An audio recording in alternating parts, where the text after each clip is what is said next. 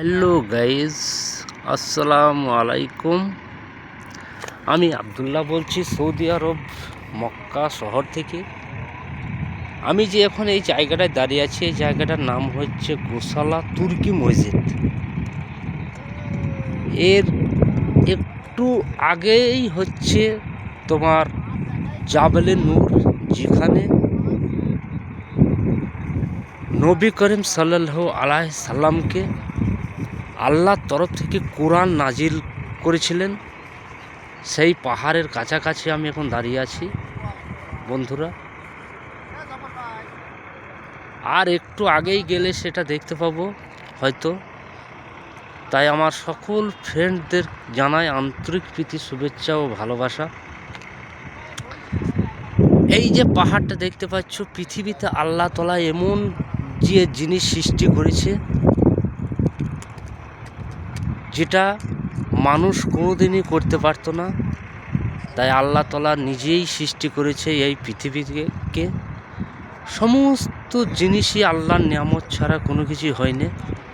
তাই আল্লাহ নিজেই সমস্ত জিনিসকে সৃষ্টি করেছে।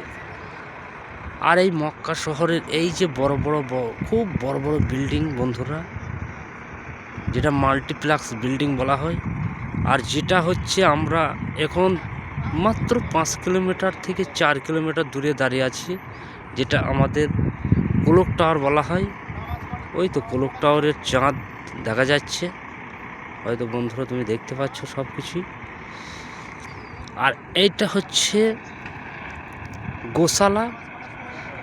এখানে সমস্ত হাজিদের বিল্ডিং, ওই হাজিদের বিল্ডিংয়ের মধ্যে হচ্ছে আমাদের বিল্ডিং।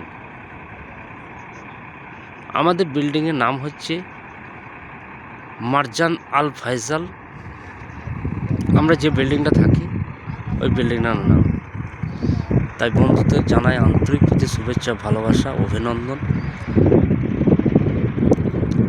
আল্লাহর নিয়ামত ছাড়া কোনো কিছুই সৃষ্টি হয়নি দুনিয়াতে। যে পাহাড়টি নির্মিত হয়েছে দেখো বন্ধুরা, খুব উঁচু পাহাড়, অনেক উঁচু, হয়তো তোমরা দেখতে পাচ্ছ অনেক উঁচুতে বন্ধুরা।